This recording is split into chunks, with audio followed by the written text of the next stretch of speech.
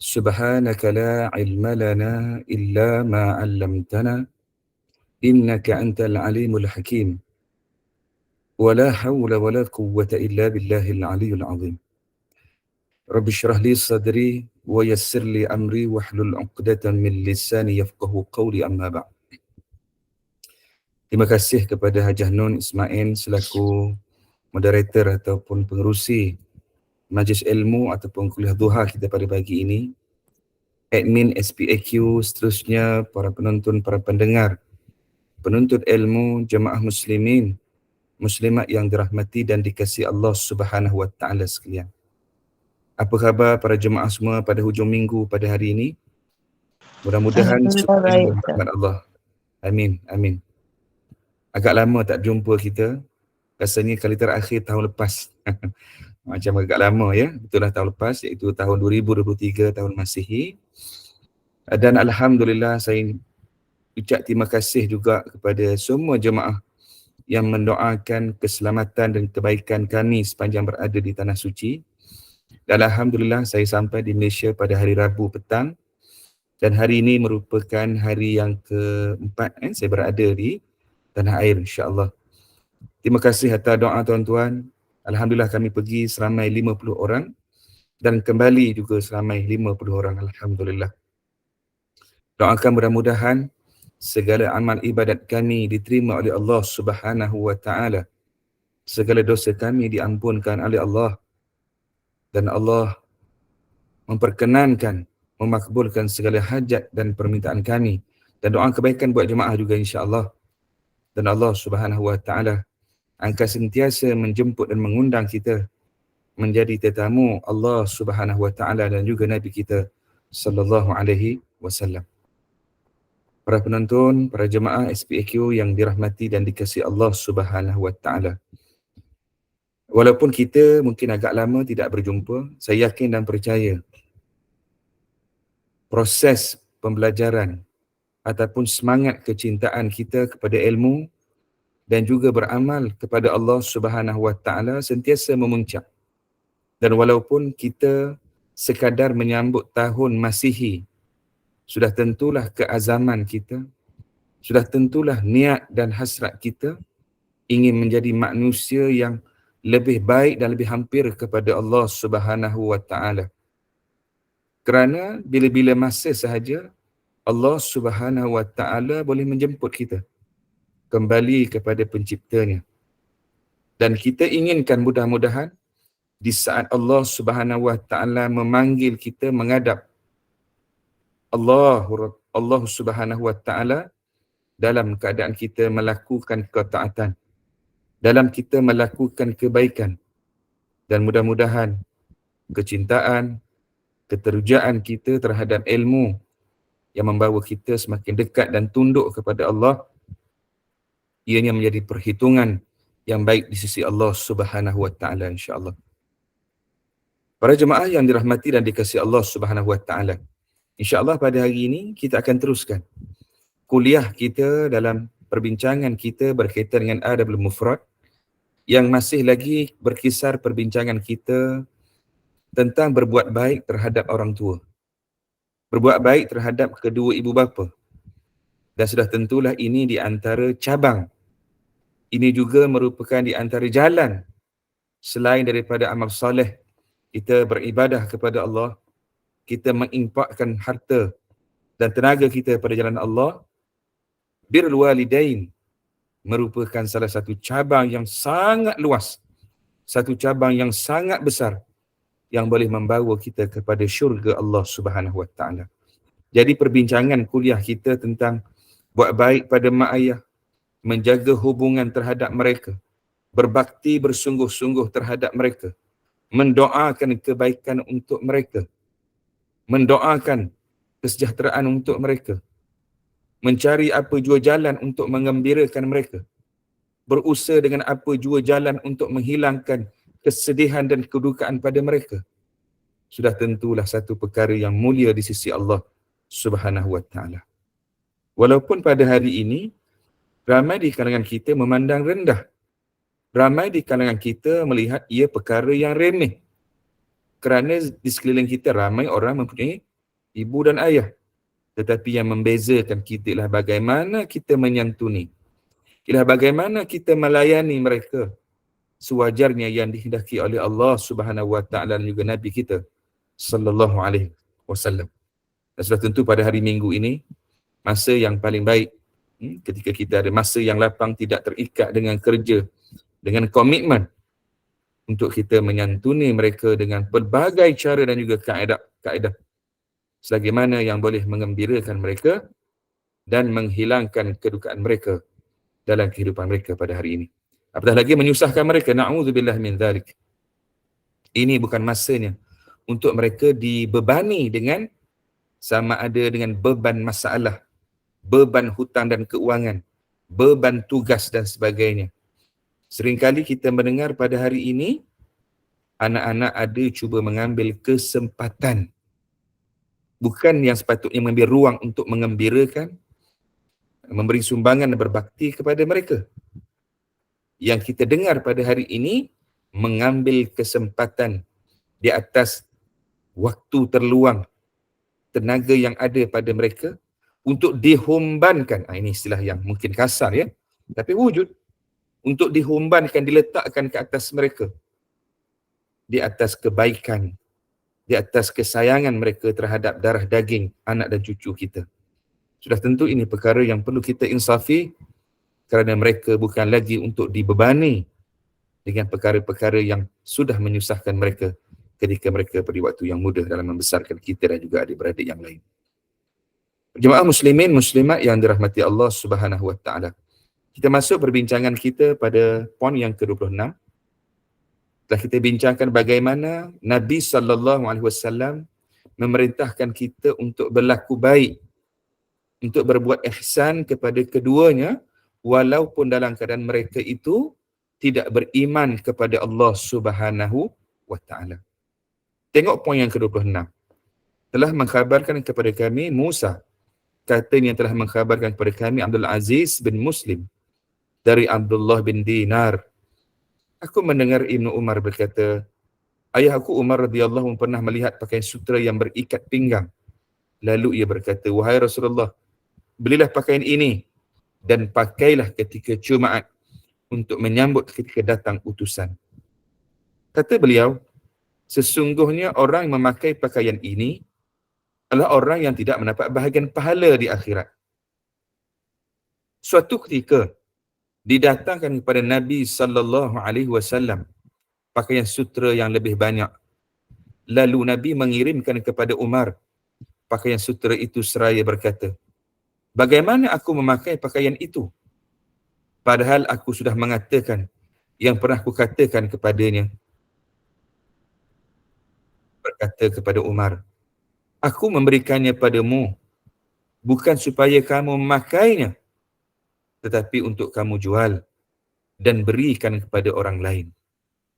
Kemudian Umar mengirimkan kepada saudaranya di Mekah yang belum masuk Islam. Tuan-tuan hadirin muslimin, muslimat yang dirahmati Allah. Sepintas lalu apabila kita baca tentang hadis ini, dialog antara Nabi dan Sayyidina Umar radhiyallahu anhu, seolah-olah apa pertalian dan kaitan dengan berbuat baik pada mak ayah yang bukan Islam dengan cerita Nabi cerita tentang pakaian sutera yang Nabi larang pakai supaya Nabi suruh jual dan berikan kepada orang lain. Apa yang boleh kita ambil beberapa pengajaran daripada hadis yang kita bacakan tadi? Yang pertama ialah larangan memakai sutera di kalangan orang lelaki. Ya? Larangan memakai sutera di kalangan lelaki. Yang kedua di sini ialah Nabi suruh kita, terutamanya orang lelaki, antaranya suruh kita bersungguh-sungguh dalam memperelokkan, mempercantikkan pakaian kita bila mana kita menghadiri rumah Allah Subhanahu Wa Taala, lebih-lebih lagi pada hari Jumaat. Kerana Allah Subhanahu Wa Taala menyebut sendiri dalam Quran, khudh zinatakum inda kulli masjid. Ini perintah Allah. Allah kata, ambillah apa jua perhiasan untuk kamu bawa, untuk kamu persiapkan bila mana kamu mendatangi rumah Allah Subhanahu Wa Taala. Nabi suruh kita elokkan. Nabi suruh kita mencantikkan pakaian kita, tubuh badan kita, wangian yang ada pada kita, supaya kita mendapat pahala yang besar di sisi Allah Subhanahu Wa Taala. Saya kebetulan baru balik daripada Madinah. Kami bertolak Mekah menuju daripada Malaysia menuju ke Jeddah dulu, ke Mekah, kemudian barulah terus ke Madinah. Bila di Madinah, kalau di Mekah kita dapat pahala umrah, berulang-ulang kita, sama ada kita niat miqat di Ji'ranah, di Tanaim, di Hudaybiyah ataupun di Qarul Manazil. Bila kita di Madinah, yang kita mungkin tak berpatah balik lagi dah ke Mekah, antara benda yang Nabi sarankan, yang Nabi galakkan, yang Nabi anjurkan kita buat di Madinah, apa kata Nabi? Nabi kata, man tatahhara fi baitihi thumma ata masjid Quba fasalla fi salatan kana lahu ka'ajli umrah atau kama qala Nabi sallallahu alaihi wasallam. Kata Nabi, siapa yang bersihkan diri dia, memperelokkan, mewangikan diri dia. Sebagian riwayat kata dia mandi, dia wangi, dia turun ke Masjid Quba dan dia solat padanya dengan solat sama ada 2 rakaat, baginya pahala 1 umrah. Subhanallah. Tengok ganjaran besar di sisi Allah Subhanahu. Selain daripada fadilat keutamaan Masjid Quba, masjid yang pertama dibina di atas takwa kepada Allah. Bukan masjid yang dibina di atas dasar pemusuhan. Bukan masjid yang dibina, yang dibuat untuk melakukan perseteruan, permusuhan dengan di kalangan orang Islam. Bukan itu tujuannya. Kerana hijrah Nabi bukan hanya membina masjid itu sendiri, tetapi ialah mu'akhat di antara golongan Ansar dan Muhajirin, di antara Aus dan Khazraj yang selama tahun mereka hidup dalam peperangan, kabilah yang begitu taksub, yang asabiyahnya begitu kuat, sehingga Nabi menyatukan mereka. Dan jemaah muslimin yang dirahmati Allah, lihat bagaimana Islam suruh kita cantik dalam perkara akhirat, cantik dalam hubungan kita dengan Allah Subhanahu Wa Taala. Dan pengajaran yang kita dapat juga daripada hadis yang kita bacakan tadi ialah supaya kita ni berbuat baik walaupun pada orang bukan Islam. Apatah lagi di kalangan ibu bapa kita. Ya, ibu bapa kita dah bincang. Dan ada persoalan-persoalan yang telah pernah kita ajukan, yang kita bincangkan sebelum ini kan. Betapa besarnya bakti kebaikan kepada mak dan juga ayah ini, bukan hanya mereka mungkin ada sifat-sifat yang kurang baik di kalangan orang Islam, kekurangan sebagai seorang mukmin. Mungkin ada ciri-ciri fasik pada mereka. Mungkin ada kekurangan dari segi akidah dan ibadah mereka kepada Allah dan juga akhlak mereka pada Allah. Itu biasa sifat manusia. Kerana yang hanya maksum siapa? Hanya Nabi dan juga para Rasul. Jadi kalau kita lah hari ini melihat mak ayah kita ada sisi kekurangannya, itu perkara normal. Bahkan tengok dakwah para Nabi dan Rasul, ada di kalangan mereka yang berdakwah kepada ayah dan mak mereka, tapi tidak mereka mendapat hidayah daripada Allah Subhanahu Wa Taala. Selain Nabi kita sallallahu alaihi wasallam, itu bukan mak dan ayah dia. Nabi sangat sayang pada pakcik dia, iaitu Abu Talib. Yang menjaga Nabi, memelihara Nabi, bahkan mempertahankan batang tubuh Nabi daripada diapa-apakan oleh musyrikin Mekah. Bahkan pada satu peringkat, musyrikin Mekah dah habis hadiah, dah habis upaya macam mana nak halang dakwah Nabi ni. Mereka nak buat satu perjanjian pertukaran. Apa mereka kata? Wahai Abu Talib, sekarang serahkan anak saudaramu itu Muhammad kepada kami. Kami akan menggantikan kepada kamu seorang lelaki yang datang daripada kabilah yang sangat bagus, sangat cantik tampan rupanya, dari keturunan yang baik, kaya, yang terkenal dan tersohor. Kami gantikan, serahkan Muhammad kepada kami, kami akan uruskan. Tapi pada saat itu Abu Talib, walaupun dia tidak menerima ajaran Nabi sallallahu alaihi wasallam, dia masih pertahankan pertalian darahnya, tubuh badan Nabi sallallahu alaihi wasallam. Sebab itulah di antara fasa akhir dakwah Nabi di Mekah yang dikenali sebagai tahun kesedihan, Amul Huzni, selain Nabi sedih kerana kehilangan isteri yang Nabi sangat sayang, iaitu Khadijah Sayyidatina Khadijah binti Khuwailid, Nabi juga bersedih kerana kehilangan pakcik dia yang disangat sayang. Sehingga kan di saat pakcik dia duduk di atas pembaringan, berada dalam keadaan sakaratul maut. Sakaratul maut. Kita ni kalau kita dah usaha dah, orang nak mati, mungkin kita kata, dah habis dah urusan aku, dah habis dah. Cukuplah, kau pergi, kau matilah dengan keadaan begitu. Mungkin begitu sikap kita. Tapi tidak Nabi SAW. Nabi di saat pakcik dia yang walaupun tak beriman, walaupun tak mengikut dakwah Nabi SAW, Nabi masih mengenang. Nabi masih ingat kebaikan, Nabi masih ingat jasa dia, jaga Nabi. Sehingga Nabi kata, wahai pakcikku, ucaplah La ilaha illallah Muhammadur Rasulullah. Nanti di hadapan Allah aku bersaksi engkau mengucapkan kalimah ini. Sebab ada hadis lain yang Nabi kata, sesiapa yang akhir kalamnya La ilaha illallah Muhammadur Rasulullah, maka syurga bagi dia. Tuan-tuan, kita pun mengharapkan Allah Subhanahu Wa Taala menjadikan pengakhiran kita dalam hidup kita sebagai husnul khatimah, insya-Allah, mudah-mudahan. Lazimilah kehidupan kita dengan kebaikan. Lazimilah normalisasikanlah kehidupan kita dengan perkataan, perbuatan, niat, semuanya yang baik. Mudah-mudahan Allah Subhanahu Wa Taala menjemput kita semua dalam keadaan baik, insya-Allah. Tetapi di sebelah Nabi, di sebelah pakcik dia, Abu Jahal dan kuncu-kuncunya, mengucapkan kalimah yang lebih ringkas, yang lebih simple daripada apa Nabi ucapkan. Kata dia, wahai Abu Talib, adakah engkau ingin masuk agama yang menyalahi ajaran nenek moyang kita?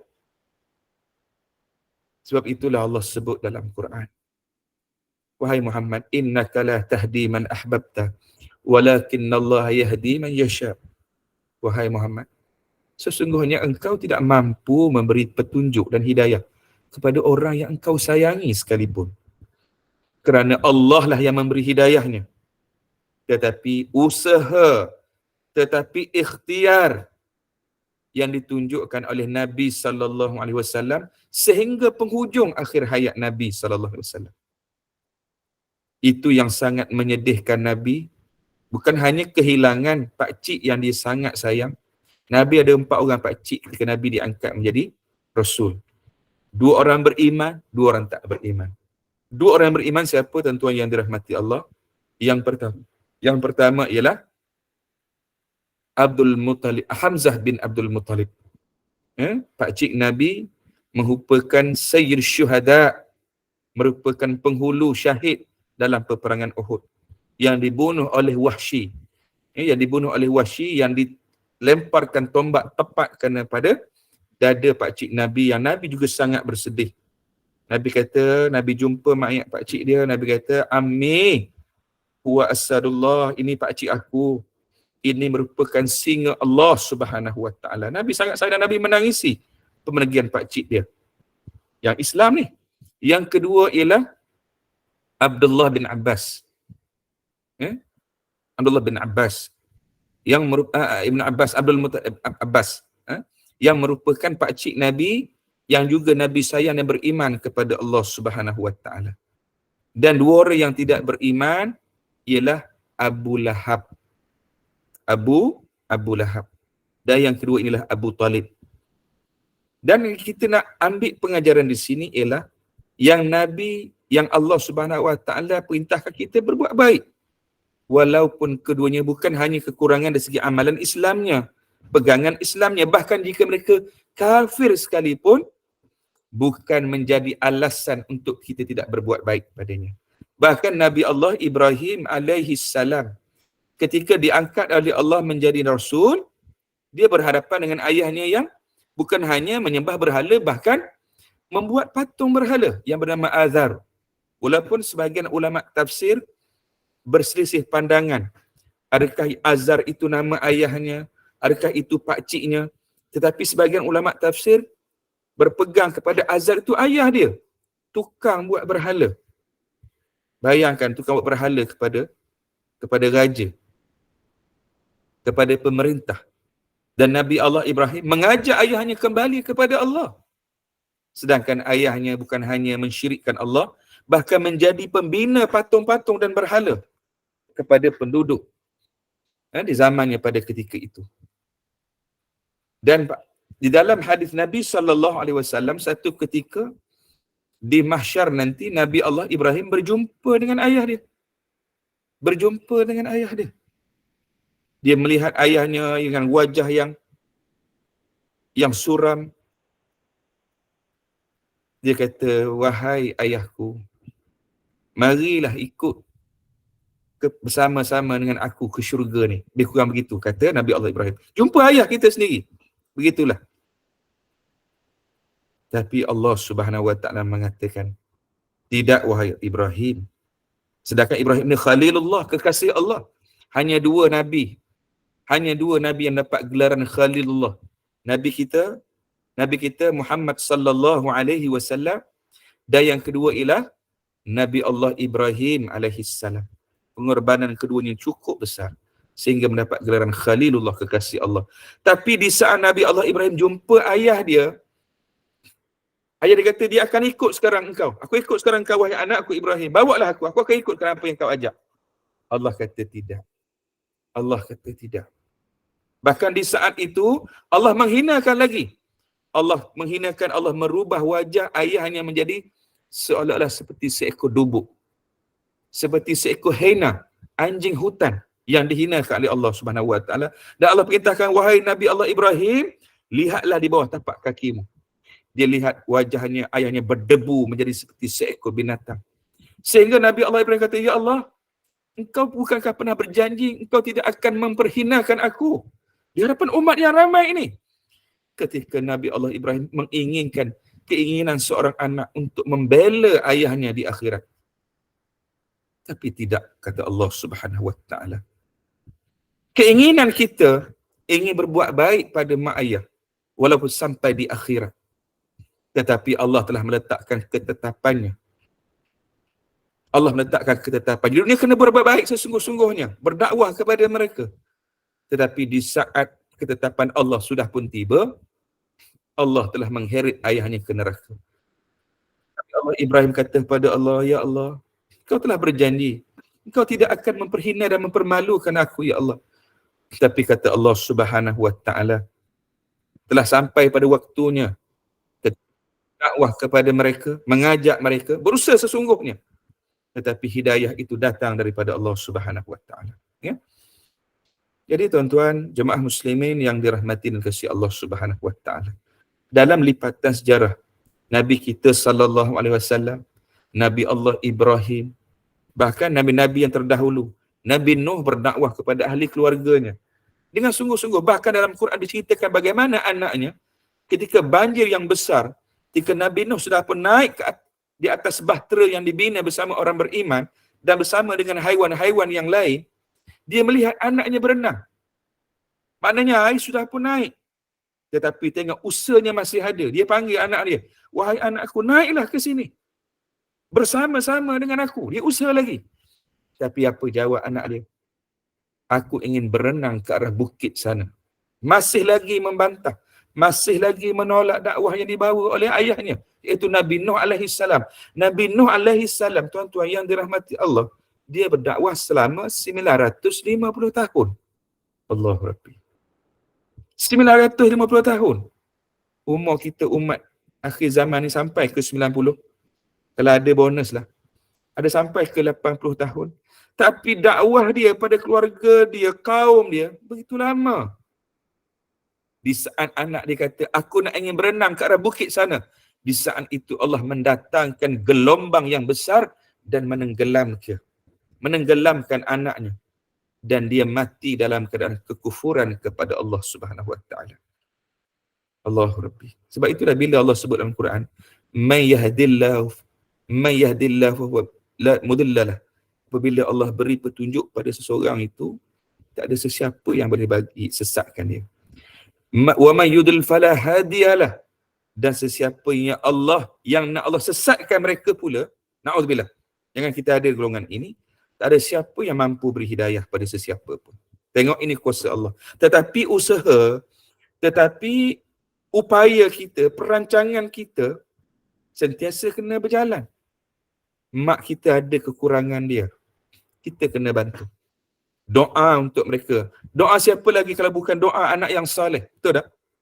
Hari ni ramai anak-anak, dia hanya boleh komplain, dia hanya boleh kritik, dia boleh mengumpat, dia macam-macam.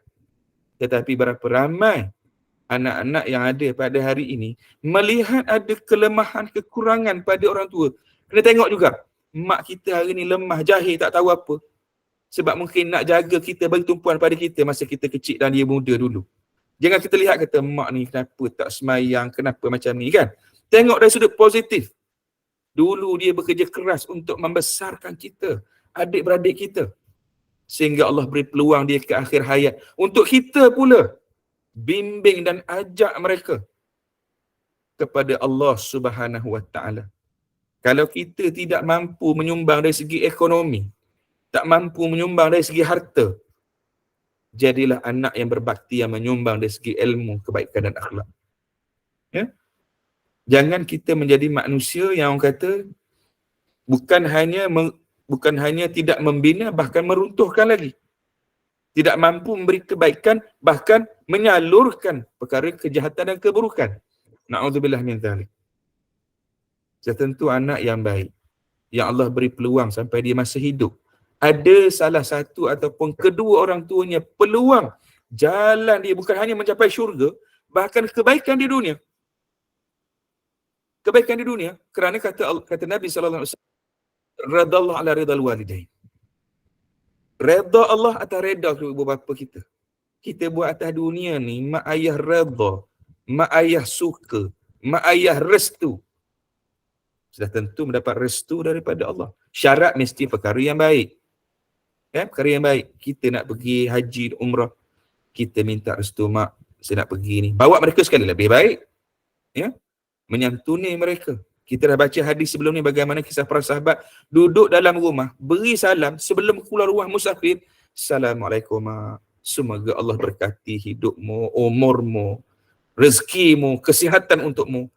Dan mak dia juga mendoakan, wahai anakku, waalaikumsalam. Semoga Allah juga memberkahi hidupmu, ilmu ke atas kamu, rezeki untuk kamu. Subhanallah. Sebab itu hari ni, bila kita bercakap soal berkat dalam hidup ni, tuan-tuan yang dirahmati Allah, satu benda yang tak nampak. Satu benda tak nampak. Kata Imam At-Tabari rahimahullah, berkat itu fihil khair wa dawamuhu. Berkat itulah satu benda kebaikan yang memenuhinya dan dianya berterusan. Nak tak kita hidup dalam keadaan keberkahan, yang ada kebaikan dan ianya berpanjangan. Seperti mana berkatnya Quran, seperti berkatnya Kaabah, seperti berkatnya Makkah, seperti berkatnya Madinah, seperti berkatnya perkara-perkara yang Allah berikan keberkatan kepadanya. Ya, mudah-mudahan kerana baiknya kita, ihsan kita, bakti kita dan redha mereka terhadap kita, sehingga rezeki yang kita dapat ada berkahnya, sehingga ilmu yang kita belajar ada berkahnya, sehingga rezeki yang kita dapat ada kebaikannya, anak-anak juga ada keberkahannya. Mudah-mudahan itulah yang kita dapat, insya-Allah. Jadi dalam hadis yang kita bincang ini ialah kalaulah mak ayah yang bukan Islam pun dituntut oleh agama untuk kita berbuat baik, apatah lagi kalau mak ayah kita yang Islam, yang hanya mereka ini ada kekurangan dari segi pegangan akidahnya, dari segi mungkin ibadahnya, mungkin dari segi akhlaknya. Bukan untuk kita mengherdik dan menghina mereka, bahkan menyantuni lebih baik dan mendoakan untuk kesejahteraan mereka, insya-Allah. Baik, seterusnya kita masuk ke tajuk yang berikutnya, iaitu larangan mencela kedua orang tua. Poin yang ke-27. Telah mengkhabarkan kepada kami Muhammad bin Kathir, ia berkata, dan telah mengkhabarkan kepada kami Sufyan, ia berkata mengkhabarkan kepada saya Sa'ad bin Ibrahim dari Muhammad bin Abdul Rahman dari Abdullah bin Amr. Dia berkata bahawa Nabi SAW bersabda, minal kabairi an yashtummar rajul walidayhi qalu wa kayfa yashtumur rajul fayashtum abahu wa ummahu. Kata Nabi SAW, termasuk dosa besar orang yang mencela kedua orang tuanya. Na'udzubillah. Lantas para sahabat bertanya, bagaimana seseorang tu mencela orang tuanya? Kata Nabi, Kalau seseorang mencela ayah, ibu orang lain, lalu orang lain juga membalas mencela ayah dan ibunya. Allah. Tuan-tuan yang dirahmati Allah Subhanahu Wa Taala. Kita baca ayat Quran dulu kan dalam surah Luqman kan. Macam mana larangan Allah bukan sekadar mencela, mengherdik, bahkan menggunakan perkataan sekalipun. Fala taqul lahuma uffin. Allah kata jangan sesekali kamu ucap perkataan sekalipun. Bahkan lebih kita menjaganya ialah jangan tunjuk memek muka, jangan tunjuk gaya badan, jangan tunjuk lirik mata, apatah lagi kan mengeluarkan perkataan yang menyedihkan mereka. Dalam hadis ini pula larangan untuk kita mencela kepada kedua ibu bapa. Bahkan Nabi memasukkan ia sebagai termasuk dalam kategori dosa-dosa besar, tuan-tuan yang dirahmati Allah. Tuan-tuan, kita ni sebagai manusia biasa, mungkin dosa kecil itu biasa kita lakukan. Betul tak?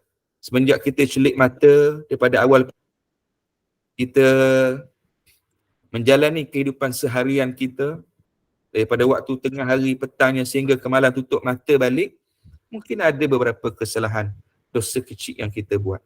Dan kita berusaha untuk meninggalkan perkara maksiat dan perkara mungkar terhadap Allah Subhanahu Wa Taala dan beristighfar.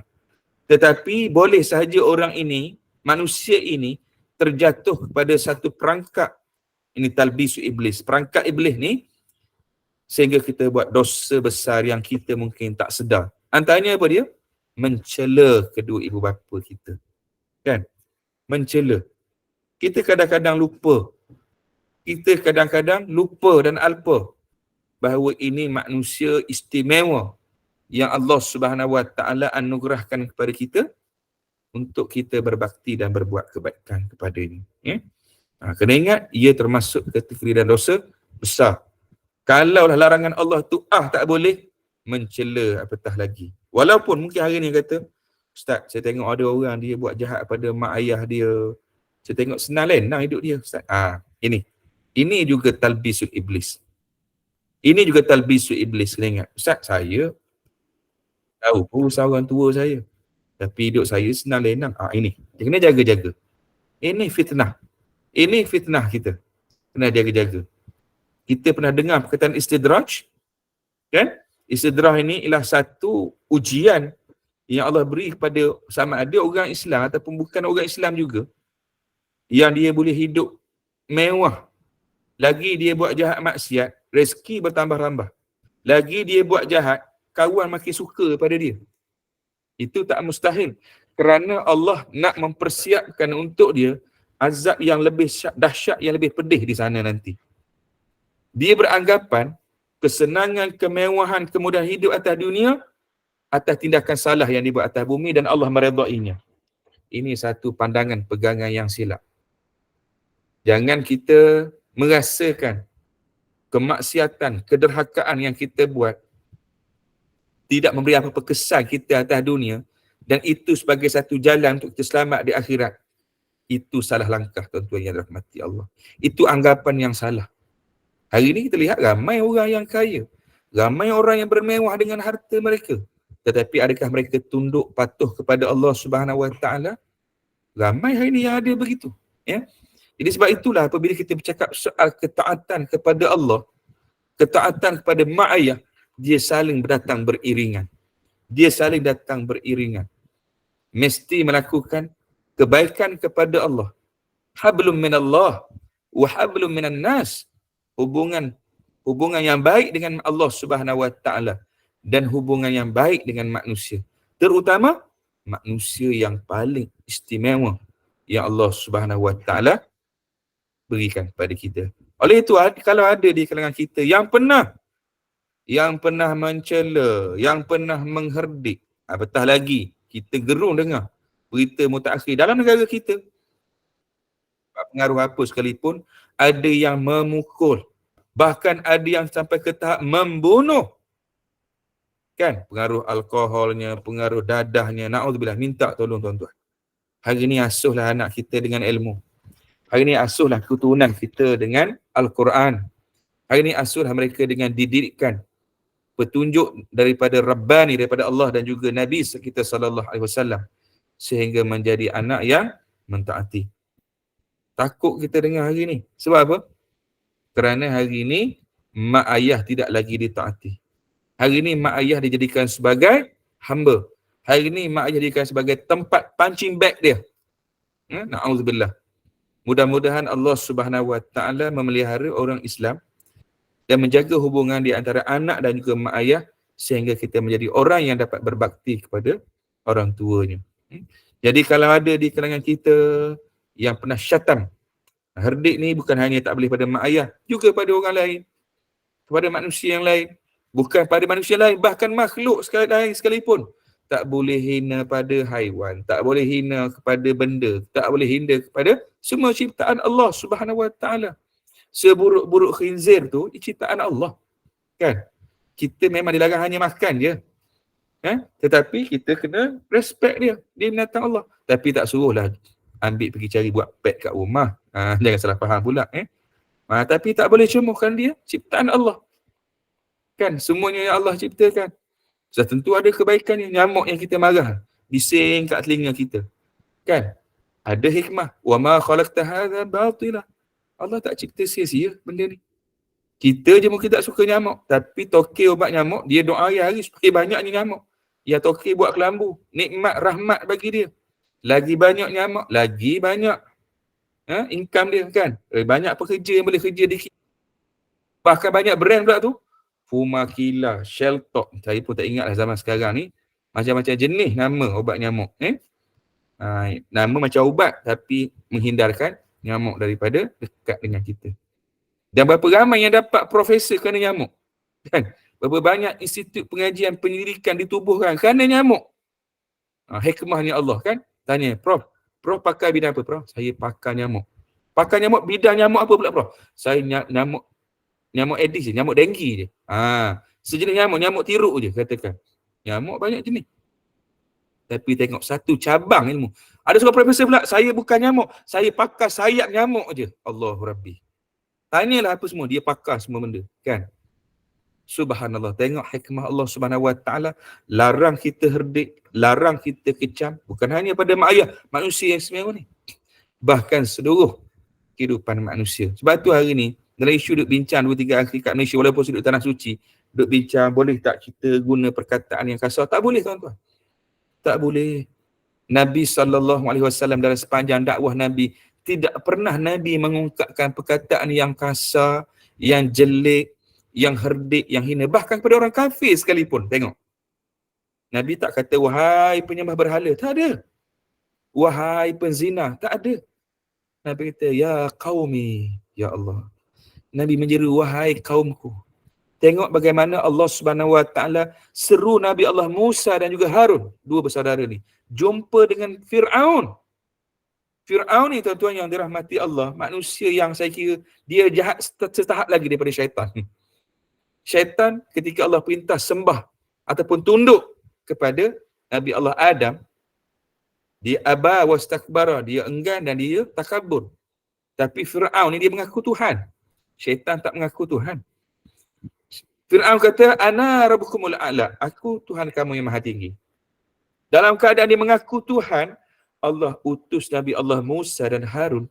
Allah kata, idhaba ila Fir'aun fa innahu tagha. Pergilah kamu berdua kepada Fir'aun itu, kerana dia seorang yang taghut.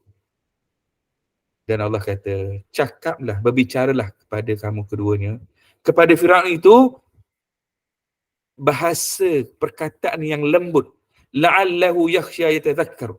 Mudah-mudahan Fir'aun itu, dia rasa takut, dia diingat kepada Allah. Subhanallah.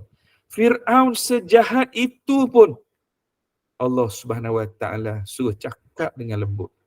Bayangkan tuan-tuan, adakah hari ini mak ayah kita sejahat Fir'aun? Adakah saudara Islam kita sejahat itu? Tidak. Tengok hikmah. Kalau kita bicara dengan lembut ni tuan-tuan, kelebihan dia apa dia? Orang hati keras pun boleh lembut, orang yang lembut pun boleh ikut. Betul tak? Setuju tak tuan-tuan? Tapi kalau kita cakap keras, kasar, hina, herdik,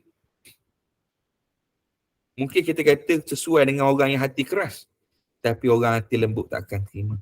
Mungkin juga dengan pendekatan yang keras, orang hati keras pun tak boleh juga terima, hati lembut apatah lagi. Sebab itulah berbicara dengan penuh kelembutan. Allahu Latifun, tengok kita duk baca hari-hari kan, Ya Latif, Allah tu penuh kelembutan. Raufun bil ibad, Allah tu sangat menyantun, sangat sayang pada hamba-Nya. Walaupun kita tahu azab Allah itu sangatlah pedih, tetapi kena lihat rahmat, kasih sayang yang Allah Subhanahu Wa Taala dan Nabi suruh kita berikan pada umat ini dengan penuh kelembutan, dengan penuh kebaikan. Jadi kita kena ingat, jangan sesekali kita mencela, jangan sesekali kita mengherdik. Walaupun mungkin mak ayah kita dia bahasa dia kasar. Biasa tak dengar kan? Bahasa dia kasar.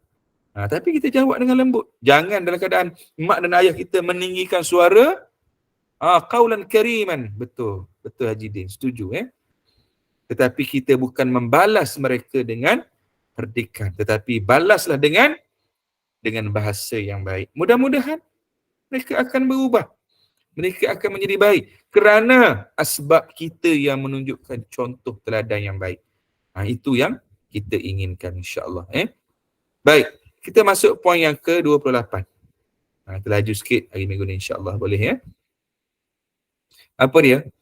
Telah mengkhabarkan kepada kami Muhammad bin Salam, dia berkata, telah mengkhabarkan kami Makhlad, dia mengkhabarkan kepada kami Ibnu Juraij, aku mendengar Muhammad bin Harith bin Sufyan bahawasanya Urwah bin Iyad mengkhabarnya bahawa ia mendengar Abdullah bin Amr bin As berkata, termasuk dosa besar di sisi Allah ialah menyebabkan orang lain mencaci orang tuanya. Ya Allah, besar lagi ni. Ini pengulangan, penegasan tentang tak boleh mencaci. Sama ada kita yang direct mencaci orang tua, ataupun yang kita boleh faham di sini, kita yang menyebabkan orang mencaci mak ayah kita. Na'udzubillah. Kadang-kadang kita ni ada perbezaan, tak setuju dengan orang tua kita kan. Sama ada dalam perkara apa, siasahnya, politiknya, dalam perkara ekonominya. Betul tak hari ni? Sebab ada anak-anak di balik, ayah dia seorang yang kritikal berfikir, mak dia suka berbincang perkara-perkara. Kadang-kadang bab artis je pun mungkin. Mak ni tak ada kerja dah, duduk rumah, duduk melayani isu semasa. Balik-balik sembang dengan kita ni suka artis Islamik, mak kita ni bincang artis yang tak berapa Islamik mungkin. Kita pun lah sembang dengan adik-beradik kita, kata mak ni apa dah. Kita menjadi punca, adik-beradik lain mengherdik dan mencemooh. Ini termasuk dosa besar. Walaupun kita bukan direct, tapi kita yang menjadi pencetus kepada herdikan orang lain terhadap orang tua kita. Awas, ini juga bahaya. Nampak kecil, tetapi ia termasuk dosa-dosa besar. Apa salahnya jumpa adik-beradik kita? Kita tengok mak kita, banyaknya masa dia tengok artikel. Kita doakan dia, kita hantar dalam YouTube, dalam grup keluarga, tengok tazkirah ni, supaya mak kita seronok sikit kan. Betul tak? Doa. Bukannya kita kata, kau pergi basuh sikit mak, kan, kau pergi ceramah sikit kat mak kita tu, kan, nampak lara sangat tu. Na'udzubillah, bukan begitu sikap kita. Sikap anak yang baik ialah sentiasa bercakap dengan perkataan yang baik. Ud'u ila sabili rabbika bil hikmah. Tengok Allah pinta. Serulah perjalanan Tuhan kamu ini dengan cara yang hikmah. Ud'u ila sabili rabbika wal mau'izatil hasanah. Contoh yang baik. Wajadilhum billati ihsan. Dan kalau perlu kita mungkin ada nak bertukar pandangan pendapat dengan cara yang paling baik, billati ihsan. Dengan cara yang baik, bukan herdik, bukan hina, bukan body shaming. Kan? Kadang kata dah tua-tua. Ini dialog mungkin kita perambil. Dalam filem mungkin sesuai lah cerita tu. Jangan guna untuk orang tua kita. Kan? Dah tua-tua pun, na'udzubillah. Hari ni perasan tak dalam masyarakat kita, body shaming ni dah jadi satu benda yang biasa dan normal. Betul tak? Kita kena tinggalkan. Kerana Nabi ni seorang yang Nabi ni tidak ta'an, la'an, fawahish. Nabi ni bukan orang suka laknat orang.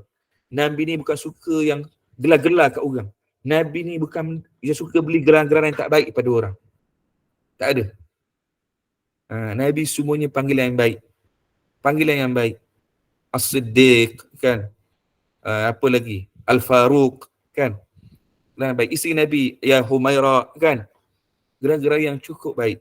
Jadi kita kalau mak ayah kita, kan hari ni orang panggil my love ke, kan? Syurga kita ke, kan? Yang dicintai, ini sudah tentulah satu gelaran yang baik yang dituntut oleh agama Allah Subhanahu Wa Taala. Jadi jangan kita mengherdik mereka, jangan kita menghina mereka, bahkan jangan jadi jalan penyambung kepada herdikan orang lain terhadap orang tua kita dan juga kedua ibu bapa kita. Bahkan kita kalau boleh menjadi jalan kepada ukhuwah. Kita menjadi jalan kepada kebaikan. Kita menyambung. Nampak mak tak berapa baik dengan anak yang lain. Kita yang menjadi penyambungnya. Bahkan dalam Islam disebut sebagai tauriah, iaitu 3 perkara yang diizinkan untuk kita berbohong. Tuan-tuan jangan salah faham ya. Berbohong ni dengan tujuan untuk kebaikan. Yang ni bukan tipu sunat ni. Jangan salah faham. Orang lelaki mungkin dia biasa terdengar ni. Guna pakai. Kan tipu sunat. Buat benda maksiat, benda baik, benda tipu. Dia kata tipu isteri dia kerana nak menjaga kemaslahatan diri dia benda yang buruk. Itu salah. Ini yang dibenarkan Islam, tipu di 3 perkara, tuan-tuan. Yang pertama apa dia? Pertama dalam peperangan. Tentera dia pakai baju sama dengan warna pokok-pokok warna hijau, itu boleh diizinkan. Yang kedua ialah seorang suami ataupun seorang isteri terhadap suami dia. Contoh hari Minggu, seorang suami dia nak makan satu makanan yang dia suka dan dia minat. Dia minta isteri dia masak, kan? Isteri dia masak lah daripada pagi sampai petang ni, buat preparation. Satu jenis makanan, katakan makanan yang rare lah. Dia tengok persembahannya, nampak macam tak jadi. Bila rasa lagi tak jadi, kan? Isteri masak sepanjang hari ni, sampai dapur ni berselerak habis. Diri isteri pun tak turun mana dah ni. Nak buat punya masakan yang dia suka ni. Bila dia rasa letak dekat lidah dia, Allah, tak ada rasa. Isteri yang tunggu letak dagu atas meja tanya ni, macam mana rasa dia buat ni? Allah, kita tengok rupa dah tak jadi, dah rasa lagi lah. Pada saat itu Islam kata boleh menipu suami. Boleh. Kita kata, Masya Allah, inilah makanan paling sedap atas muka bumi yang aku rasa ni. Oh, dia pun yang tengah kusuk masai, yang tengah kata tak seronok ni, ceria wajah dia. Kerana suami boleh menceritakan tentang kehebatan isteri masak. Itu dibolehkan. Kan? Tapi lepas tu cakaplah, kalau boleh besok kalau buat lagi, tambah sikit gula bagi rasa manis sikit. Sedap dah ni, sedap sangat dah. Kan? Itu dibenarkan. Yang ketiga ialah dibenarkan tauriah ini untuk mendamaikan hubungan. Ini diizinkan. Tengok hubungan mak ayah kita dengan anak sulung. Dulu ada sejarahnya. Dulu anak abang kita ni nakal apa semua, kan? Kita nak menjadikan mereka ini orang yang baik. Kita pun katalah, bang, mak duk sebut nama abang banyak kali dah. Abang bila nak balik? Kan? Kita pula pergi kat jumpa mak. Mak, abang duk nak bagi mak ni hadiah ni. Padahal kita yang beli. Mak ni abang duk bagi hadiah mak. Mak suka tak ni? Alangkah indah hidup kita ni. Kita ini menjadi penyatu. Kita ni menjadi penghubung kepada kebaikan. Bukan menjadi sebaliknya batu api. Ni banyak berlaku. Nabi pernah lalu satu kubur. Nabi kata 2 orang ni sedang diazab 2 dosa. Satu dosa kecil. Apa dosanya? Basuh kencing tak bersih. Sedang diazab oleh Allah. Dia kecil je. Yang kedua ialah namimah. Iaitu adu domba. Jangan ada sikap ini. Lagi kita tengok orang musuh kadang-kadang kita ni lebih suka untuk mencurahkan lagi minyak, kan? Oh, seronok nampak dia orang bergaduh ni. Kita pun pergi jet satu kumpulan ni. Satu orang ni. Kita pergi jumpa seteru dan musuh dia. Kita pun jet juga. Ni kau tahu tak dia apa? Dia kata apa kat kau? Kita tambah lagi. Bukannya kita menjadi penyatu kepada ukhuwah hubungan di kalangan orang-orang Islam. Bahkan kalau kita kisahkan tadi, kisah Nabi Allah Ibrahim. Nabi Allah Ibrahim dikisahkan pernah kan bermuslihat dalam 3 perkara. Tuan-tuan jangan ambil dalih tentang kita tipu hari ni, tuan-tuan jadi sebagai dalih dalam kehidupan kita. Kita ambil pengajaran. Nabi Allah Ibrahim pernah menipu ketika mana yang pertama, mereka ajak dia pergi untuk menyembah berhala. Dia gunakan alasan, dia tak sihat, tak pergi. Hari kebesaran untuk menyembah berhala. Yang kedua, ketika orang pergi semua keluar, dia pecahkan semua berhala dia. Dia tinggalkan satu kapak pada berhala yang sangat besar. Dia tak mengaku dia yang musnahkan berhala tersebut. Dalam perkara kebaikan, musnahkan kebatilan. Dan yang ketiga, diriwayatkan ketika mana Nabi Allah Ibrahim, dia keluar dengan isteri dia. Dia keluar dengan isteri yang pertama dululah. Masuk ke Mesir, isteri dia ditangkap. Pada masa itu, negara Mesir waktu itu, kerja pemimpin raja ni tangkap isteri orang untuk dijadikan sebagai tawanan mereka. Tapi pada waktu itu, Nabi Allah Ibrahim dah berpakat dengan isteri dia, bila kita masuk negara ni, negeri ni, kita jangan mengaku kita suami isteri. Kata kita ni adik-beradik. Jadi, bertauriah ni dengan nak menjaga diri. Sebab itulah dikisahkan Nabi Ibrahim AS, dalam 3 perkara ni, dia menipu dengan tujuan kebaikan. Jadi, tapi tidak ada istilah tipu sunat. Tipu sunat tak ada. Tipu sunat banyak kita guna dalih hari ni, orang lelaki untuk dia tipu isteri dia, untuk mempermainkan bagai-bagai lah, dan sebagainya. Jadi jangan ada sikap seperti ini. Jadi jemaah muslimin, muslimat yang dirahmati Allah Subhanahu Wa Taala, mencaci, menghina, mengherdik ini merupakan satu perkara yang dicegah oleh agama kita. Dan kita membuka jalan kepada herdikan. Kita membuka jalan kepada penghinaan. Tak boleh hari ni. Tak boleh. Islam ni sangat jaga tuan-tuan. Hari ni Islam larang bukan hanya fitnah, bukan hanya mengumpat, ghibah. Kita cerita satu benda yang saudara kita tak suka pun. Tak boleh sama sekali. Kan? Kita bercakap, walaupun dia gemuk katakan.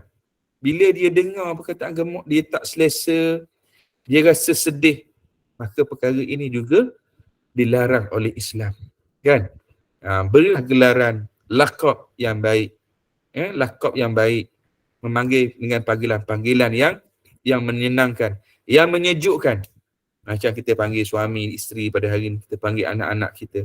Apa salahnya mak ayah kita selain daripada suara yang baik dengan panggilan gelaran yang juga baik.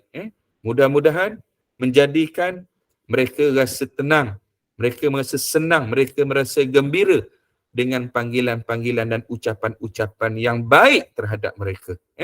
Boleh jadi kebaikan yang buat, yang saya sebutkan tadi, bukan hanya datang dalam bentuk wang ringgit, bukan datang dalam bentuk harta, tapi dengan akhlak, dengan perkataan. Kan Allah sebut dalam Quran kan, katakanlah ucapan apa yang baik, melainkan da'an min ilallah, perkataan yang menyeru kepada Allah Subhanahu Wa Taala.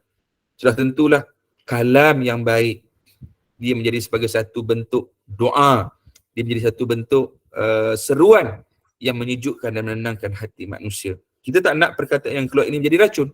Dalam hadis Nabi SAW, sesungguhnya orang beriman itu, orang beriman lain merasa selamat daripada tangan dan juga mulutnya.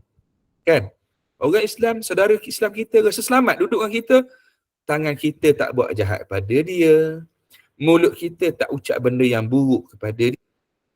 Jadi jadilah orang Islam yang orang lain duduk dengan kita, mereka merasa aman dengan tangan dan juga lisan kita terhadap mereka, insya-Allah.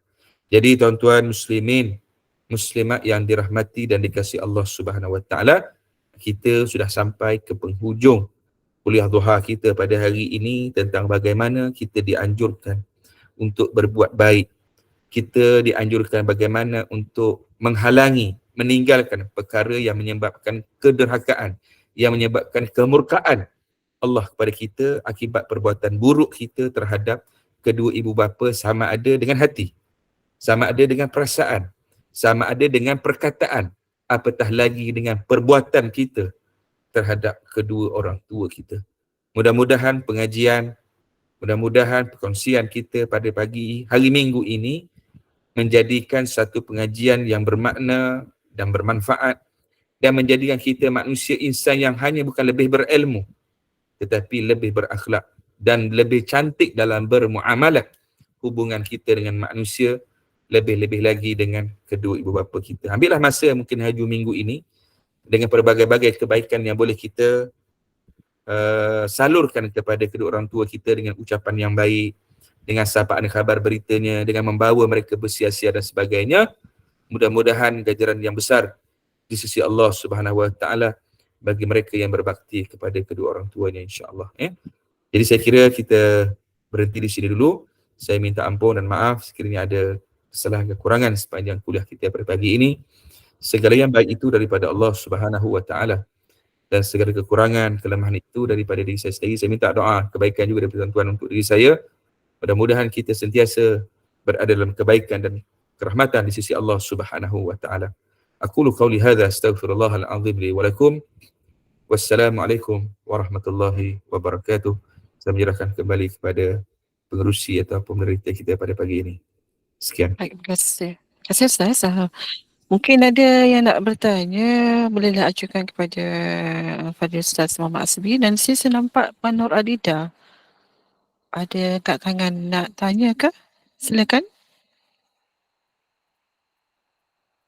Oh, tertekan. Maaf. Okey, tak apa. Dan mungkin ada yang nak tanya? Okey, nampaknya dia Ustaz dah jelas lah tu, kan?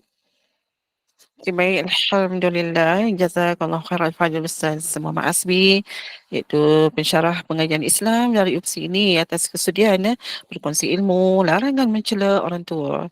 Ya, salah satu dari hak-hak kita lah kepada kedua orang tua dan kewajipan kita untuk berbaik kepada kedua-duanya. Sebagaimana firman Allah SWT, dan janganlah engkau berkata sekalipun kepada keduanya dan jangan pula kalian menghardik keduanya.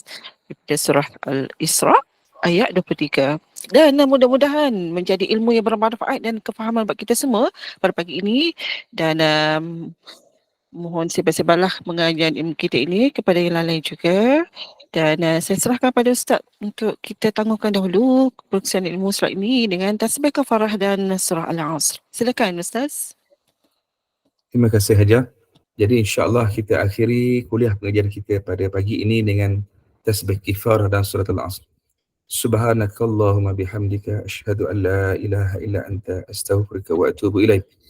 Bismillahirrahmanirrahim. Wal 'asr innal insana lafi khusr illa alladhina amanu wa 'amilus salihat wa tawasaw bil haqqi wa tawasaw bis sabr.